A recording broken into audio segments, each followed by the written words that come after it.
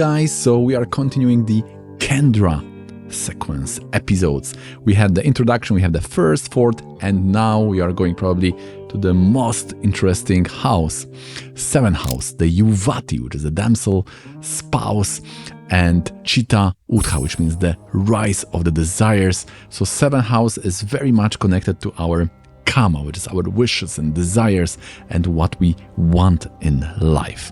And of course, seventh house is all about the marriage and business. Otherness is psychologically connected to the seventh house. So we have the Ashti, which is the sunset, someone who is leaving us. If Lagna Lord is in seventh house, I'm leaving the place. I may be looking for myself if the Lagnesha is weak. So it's very interesting house, and because it's so important, there are also so many confusions about the house. Some people are saying, yes, the spouse is in the seventh house, whilst others are saying you cannot find the spouse in the Vedic chart, even in the Navamsha, it's not possible. There are only tendencies shown. I think this comes from some kind of bitter frustration with the research and trying to get the key to the Vedic astrology. So our tradition is coming here and bringing that helpful advice of finding that middle ground. Seventh house is showing the attitude, seventh lord is again interaction and the whole dynamics. Where is the spouse, right? The lord will also shows what other activity is connected to the spouse. If seventh lord is in 10th house, it could be a situation when I'm finding the spouse when I will start working. If seventh lord is in 12th house, when I'm opening the box with the foreign stay, then the spouse is coming. If seventh lord is in 11th, could be through friends. Could be good and bad, depending how the yoga is there. If seventh lord is in 6th, or seventh lord is in the 12th house, we need to check other levels, other charts to understand what could be the options. Is it living the celibacy life? Is it bad fortune of meeting someone? Is it going into the same wrong patterns? And the astrology can be very helpful when it comes to relationship because it's providing the whole structure. What are the patterns? What would be the remedy to correct those patterns? All about the timings, the description of the spouse, and we can go here to this very big details because we have a special dedicated chart in Vedic astrology, the Navamsha, so we can just take the seventh house as a point of reference and we can see the whole life of the spouse, which is not possible in the Western astrology, or it's not possible if you are not have rectified Navamsha. So if your astrologer didn't take time to rectify the Navamsha, then you can be sure that all the Vargas will not be taken seriously into account in your chart reading, and therefore the proper traditional approach to the Vedic analysis is always starting with the proper rectification. Now again, we have seventh house and seventh lord. Very important. Do you have malefics there, which may show a wrong attitude? But there is twist here because we said first house is Satya, truthfulness, fourth house is purity. What would be the seventh house when it comes to qualities of human beings? It's all about the mridu, about the empathy. We say that if you have Mars there, then you can love even the enemies. If you have Saturn there, interestingly, the two most popular Vishnu avatars, the Krishna and Rama, they have malefics in the seventh house because they have a big, very big heart. Sri Rama chart is showing the Mars in the seventh house, and Sri Krishna chart is showing the Saturn in the seventh house in exchange with the Ketu. So if you have malefic, one malefic is a very welcome, very nice. Two malefics can be attracted or attracting maybe from past life, the conflicts. Three malefics, there is the war, right? Like we see if you have a proper zodiac, the sidereal zodiac, which is giving for Adolf Hitler the Libra Lagna, and you have seventh house, three malefics there, and you have seventh house with the many malefics. Graha Yuddha, planetary war in the seventh house. So this person is bringing the war into other countries, into other political setting. So again, let's see other houses from seventh house and what this means. So 12th house is showing always the loss or it's not there. So 12th house from the 7th, it's the 6th, celibacy. It also may show something is before the activity, like 9th house being 12 from 10th, is showing that 9th house, specialization or studies, happens before the career life. So that is also the thing. Now, 11th house is also quite important from the 7 because it may show what is needed for the 11th house from the house in question to attain something. For example, 9th house is 3rd from 7, right? So you need 9th house, you need agreement. 9th house and 3rd house is the engagement agreement in Rashi and Navamsha. You need agreement to be married, right? 7th house is in the 3rd from 5th, so you need relationship to get children. Very interesting dynamics, 3rd and 11th. And of course, Trikona to the 7th house will show the networking, right? 5th from 7 are the friends, 9th from 7 is showing 3rd house, communication, chatter, agreements, letters, communication. So communication is in the 3rd. And 9th from the 7 is communication, chat, writing, speaking. So all that is in the 3rd house. So 7th house and 3rd are also having a lot to do with agreements and deals, whilst the 7 and 11 have a lot to do with desires, hopes.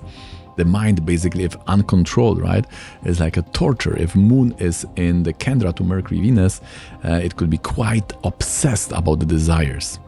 If it's connected to the art, then it can have a nice channeling through some kind of creativity. And especially if you put a little bit Rahu on this, then it can lead to obsession. Then the 7th house can really be problematic, can really be like a torture, 7 and 11. Therefore, if you cross the limit of 11, it can punish you. I have seen so many charts, Raja Yogas or any type of nice yoga in the 11. If you cross this greed line, it may punish you a lot. So now when I'm seeing the clients with the 11th house, I'm always giving specific advices here how to not trigger this punishing nature of the 11th house, because according to the traditional text where the author is a rishi, Jaimini Upadesha Sutra, we have the 6th and 11th of the Harabhava, which can punish you. So 11th is not so positive, optimistic like in the Western astrology. Now, from the perspective of philosophy, the 7th house is showing other people. This gets more accentuated if you have nodes there on the 1 and 7. Right? The other is really other.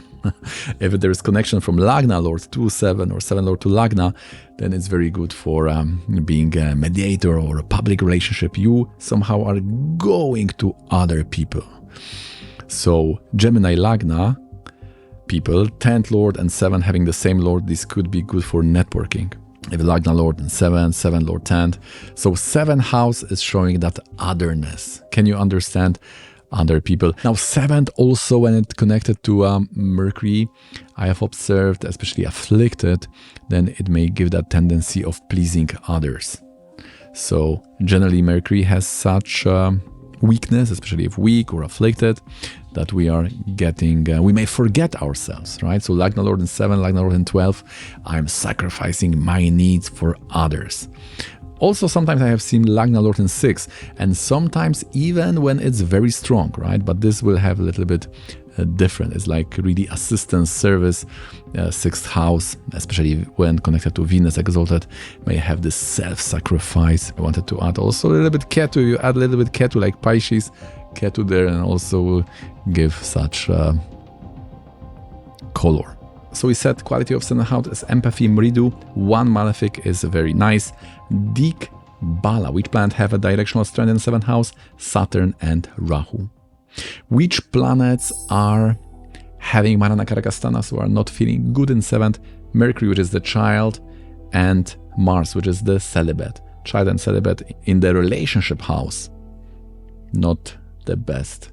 So Mercury in the 7 is not good in relationship to Virgo qualities of Mercury, and Mars in 7th house is not feeling good. It's like celibate person which is brought to this marriage altar. 7th house can open as a business partners and generally other people, which is Mercury, and can open as a intimate partner, which is the relationships. When it comes to timing in the Rashi's chart, we observe that the 12th house gets activated when the new relationships start, and in the Navamsha somehow it will be relationship to the 7th house. Seventh house also is associated with the word Dvara, which is the door. For example, 7 from Arudha Lagna can show either Dvara or a Badaka, which can show the planet which is giving the real obstacle in your life. And 7 from Venus, for example, is bringing the partnership into your life.